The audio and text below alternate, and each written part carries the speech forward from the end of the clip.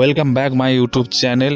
গ্রামের ছেলে আগে কখনো কলকাতায় আসেনি, অফিসে কাজের সূত্রে ট্রেনিংয়ের জন্য এখানে এসেছি।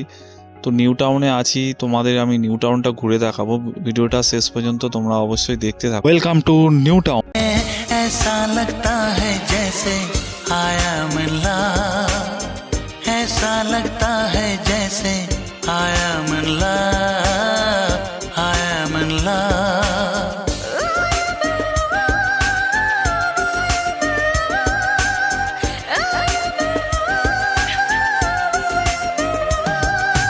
जागी हूँ सोई हूँ ख्वाबों में खोई हूँ, जब तन्हा रहती हूँ खुद से कुछ कहती हूँ।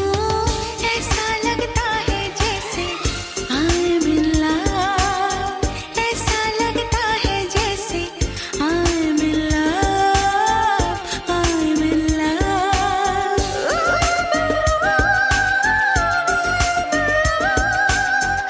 কাম ব্যাক বন্ধুরা, এই যে হোস্টেলটা দেখতে পাচ্ছি, এই হোস্টেলে কালকে আমরা রাত্রে উঠেছি। এখানে করে যাবো যেখানে আমাদের ক্লাস হবে।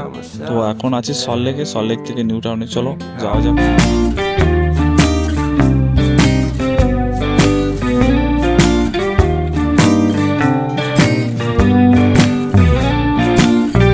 এখানে এসে পৌঁছাতেই টিফিনে বসিয়ে দিল গরম গরম কচুরি, ছোলার ডাল, মিষ্টি আর এক গ্লাস মাজা। তো বাকি কথা পরে হবে, চলো খেয়ে নিই, দেখা হচ্ছে পরে।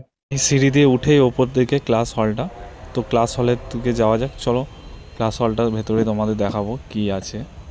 এই যে ক্লাসরুমটা দেখতে পাচ্ছ, অনেক চেয়ার আছে এবং এই দিকটা ডিসপ্লে আছে। এখানটাই ক্লাস হবে, এখনো স্যাররা এসে পৌঁছায়নি।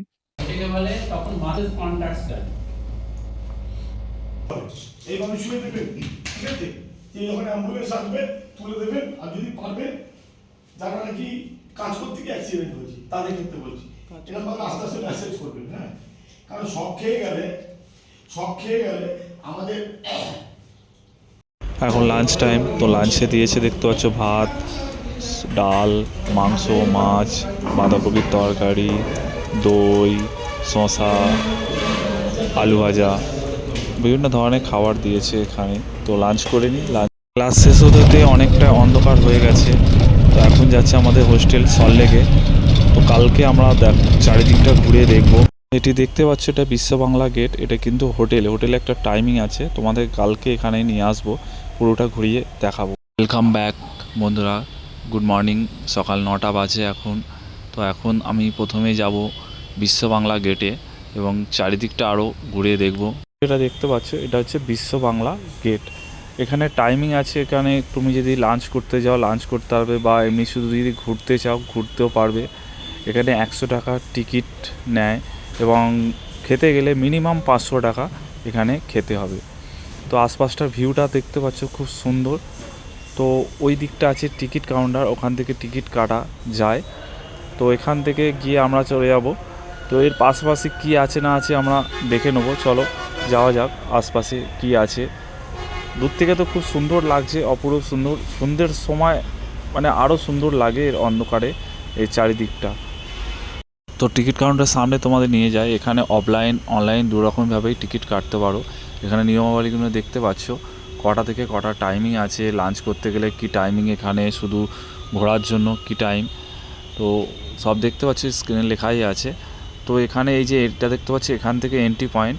যেহেতু আমি উঠবো না, আমি তোমাদের চারপাশটা দেখাচ্ছি এবং তোমাদের সুবিধার্থে নিয়মও বলে দিলাম। এখানে যদি আসতে চাও তোমরা, এই সামনেই দেখতে পাচ্ছ একটা পার্ক আছে, কাঁচের এই ঘরগুলো করা আছে।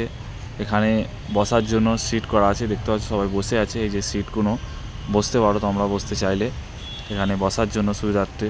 খুব সুন্দর আশপাশের ভিউটা। মন্দিরটা অপূর্ব সুন্দর একদম।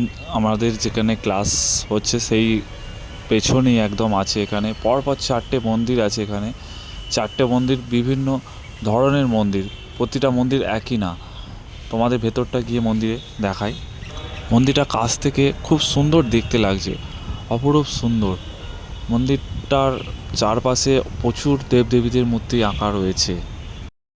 জগন্নাথ, বলরাম, সুভদ্রা সবারই মূর্তি এখানে আছে। এটা জগন্নাথ মন্দির, এর পাশে আছে শিব মন্দির, কালী মন্দির, সব রকমই মন্দির তোমাদের ঘুরিয়ে দেখাবো সময় হলে।